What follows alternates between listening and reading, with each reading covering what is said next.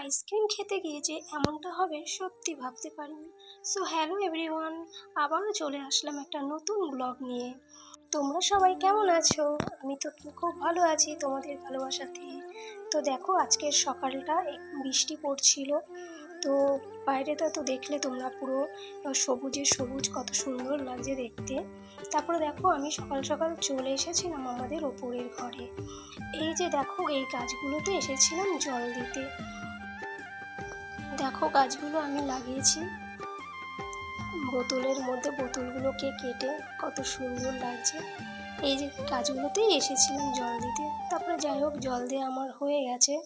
এখন আমি ব্রাশ করে নিচ্ছি। বেশ সকালটা আজকে ভালো লাগছিল। তো দেখো আমার ব্রাশ করা হয়ে গেছে। এখন আমি নিচে চলে এসেছি, এসে আমি মুখটা ধুয়ে নিয়েছি। তারপরে দেখো আমি এই যে ভিজিয়ে রেখেছিলাম, এগুলো হচ্ছে জিরে আর মেথি আছে, আগের দিন রাত্রেবেলা ভিজিয়ে রেখেছিলাম। আর ওটাতে ওই গ্লাসে আছে কিশমিশ, আর হচ্ছে একটাতে আমন্ড ভেজানো আছে। তো দেখো এটা আমি সকালবেলা মুখ ধুয়ে এসে খালি পেটে এটা খেয়ে নিলাম। এই জিরে আর মেথির জলটা যে এতটা উপকার আমি পেয়েছি, তোমরাও ট্রাই করে দেখতে পারো সকালবেলা খালি পেটে। তারপরে দেখো এই যে আমি এখানে কিশমিশ আর হচ্ছে তোমার এই যে আমন্ড নিয়ে নিয়েছি। তো এখন আমরা খাবো, আমরা বলতে আমি, আমার হাজব্যান্ড আর আমার মেয়ে।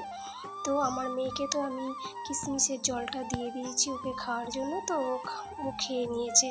এখন আমি এটা খেয়ে নেব। ও আমি আমার বরের সাথে গল্প করতে করতে এগুলো খেয়ে নিচ্ছিলাম। তো বেশিক্ষণ বসতে পারবো না, তার কারণ হচ্ছে সকালবেলা যেহেতু আমার বরের অফিস থাকে, রান্নার একটা তাড়াহুড়ো থাকে। তো যাই হোক, তাড়াতাড়ি করে এটা খেয়ে নিয়ে আমি চলে যাব রান্না করতে। তো তোমাদেরকে আজকে আর রান্নার জিনিস দেখানো হলো না।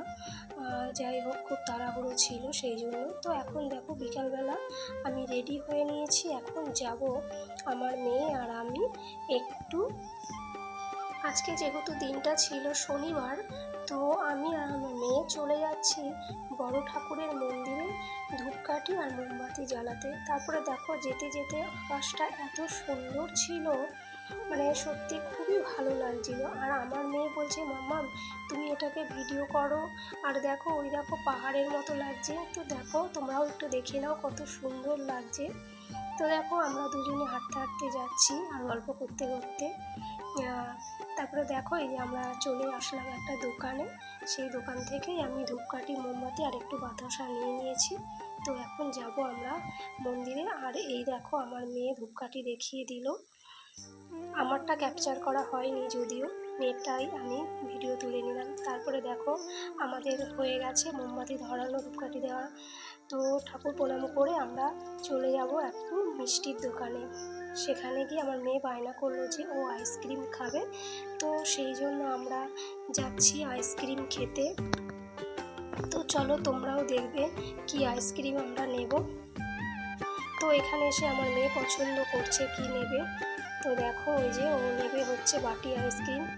তো ও শুধু কোথাও গেলে এটাই খেতে চায়, কিন্তু পুরোটা খেতে পারে না, লাস্টে আবার আমাকেই খেতে হয়। তো তারপরে দেখো মানে আইসক্রিম খেতে বসে যে এরকমটা হবে সত্যি বুঝতে পারিনি। আর এদিকে দেখো আইসক্রিম খেতে খেতে চলে এসছে একটা বিড়াল। আর আমার মেয়ের অবস্থা দেখো, ভয়েতে পুরো পা তুলে নিয়েছে ওপরে। আর সত্যি কথা বলতে আমারও ভীষণ ভয় করে। আর অ্যাকচুয়ালি বিড়ালের আমার ভয় লাগে, আঁচড়ানোর ভয় লাগে আমার খুব। তো যাই হোক, আমার মেয়ে তো আর ওখানে আর বসবেই না, লাস্টেও আইসক্রিমটাও খেতে চাইছিল না। তারপরে আমি একটু বকা দেওয়ার পর ও খেয়েছে, তারপরে বাদবাকিটা আমি খেয়ে নিয়েছি। তারপরে দেখো আমরা একটা ফুচকার দোকানে গেলাম, সেখানেও ফুচকা খেয়ে তো আমাদের হয়ে গেছে। এখন চলে এসেছি বাড়িতে। আর তারপরে আমার মেয়ের বায়নাতে চুইংগাম কেনা হয়েছিল দোকান থেকে, এখন ও বায়না ধরেছে চুইংগাম ফোলাতে হবে।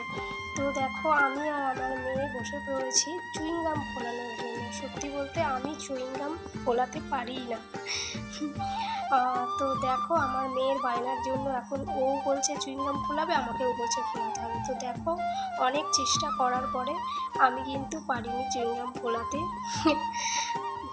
তোমরা কে কে চুইংগাম ফোলাতে পারো খুব সুন্দর, আমাকে কিন্তু অবশ্যই কমেন্ট করে জানাবে। আর যদি ভিডিওটা ভালো লাগে একটা লাইক, কমেন্ট এবং সাবস্ক্রাইব করে নেবে। তো দেখো আমার মেয়ে কিভাবে চেষ্টা করছে ফোলানোর জন্য। যাই হোক, ও পারেনি ফোলাতে।